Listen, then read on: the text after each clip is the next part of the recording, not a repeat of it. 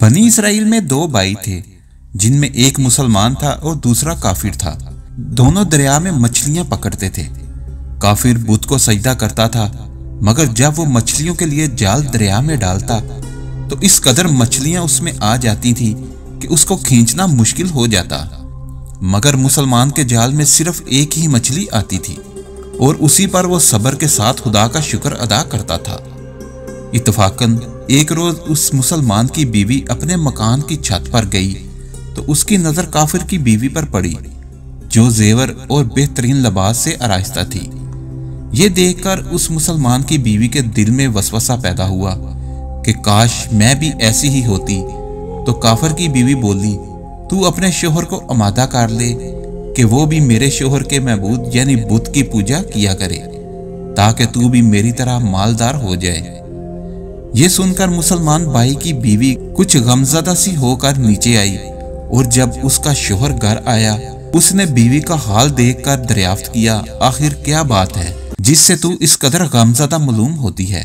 तो वो कहने लगी, बस मियाँ, या तो तुम मुझे तलाक दे दो या अपने भाई के मबूद यानी बुत की पूजा शुरू कर दो। ये सुनकर उसके शोहर ने कहा कि खुदा की बंदी, तू खुदा से नहीं डरती?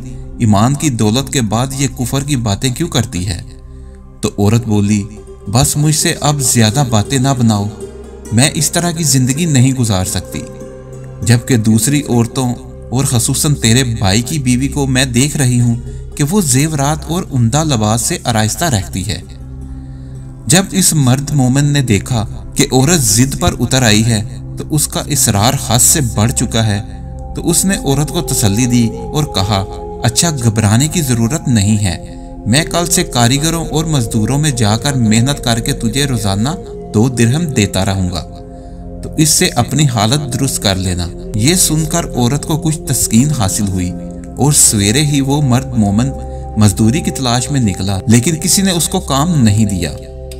ये देखकर वो दरिया के किनारे पहुंचा और शाम तक अल्लाह ताला की इबादत में मसरूफ रहकर रात को जब घर आया तो बीवी ने दरियाफ्त किया, आज तुम कहाँ थे? तो वो कहने लगा, मैं बादशाह की खिदमत में था, उसने मुझसे 30 दिन का काम करने की शर्त की है। औरत बोली कि आखिर वो बादशाह तुमको क्या देगा? तो उसने जवाब दिया कि मेरा बादशाह बड़ा करीम है और उसके खजाने दौलत से माला माल हैं, वो मुझे वो देगा जो मैं चाहूंगा। वो अपने मबूद बरहक की इबादत में मसरूफ रहा और 30वीं रात हुई तो बीवी ने कहा, सुनो मियाँ, अगर कल तुमने मुझे मजदूरी लाकर नहीं दी तो तुम पर मुझे तलाक देना लाजिम हो जाएगा। ये सुनकर उसको किस कदर परेशानी लाहिक हुई और 30वीं सुबह को उसने एक यहूदी से कहा, क्या तुम मुझे मजदूरी पर लगा लोगे? ये सुनकर यहूदी कहने लगा कि हाँ, तुमको मजदूरी तो मिल जाएगी, लेकिन शर्त यह है कि मेरे पास तुम्हारे खाने पीने का कोई इंतजाम ना होगा। चुनाचा वो मर्द मोमन रोजे की नियत करके यहूदी के साथ हो लिया और अल्लाह ताला के हुक्म से हजरत जिब्राइल अलैहिस्सलाम 29 अशरफियां लेकर एक नूरानी तबाक में लेकर उसकी बीवी के पास पहुंचे और कहने लगे, मैं बादशाह का कासिद हूँ, उसी ने ये अशरफियां लेकर मुझको तेरे पास भेजा है और फरमाया है कि तेरा शोहर हमारे काम में था, हमने उसको ना छोड़ा, यहाँ तक कि उसी ने हमको छोड़ दिया और यहूदी के पास चला गया। अगर वो हमारा काम करता तो हम उसको और ज्यादा उजरत देते, बस ये एक अशरफी की कमी इस वजह से हुई है। चुनाचा वो औरत उनमें से एक अशरफी लेकर बाजार गई। दुकानदार ने 1000 दिरहम उसकी कीमत औरत के हवाले कर दी और जब शाम को वो मर्द मोमिन घर वापिस आया तो औरत ने उससे दरियाफ्त किया कि आज तुम कहाँ थे?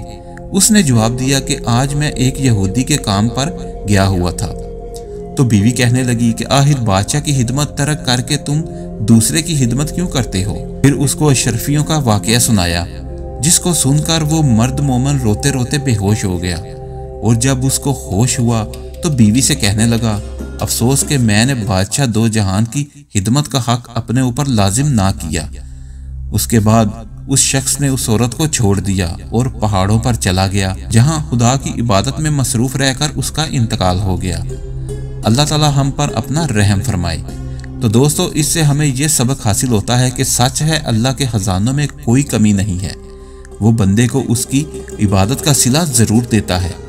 अगरचे बाज़ दफ़ा किसी हिकमत की बिना पर उसके यहाँ देर हो जाती है, लेकिन बहरहाल अंधेरा फिर भी नहीं, वो अपने बंदों को देता ज़रूर है।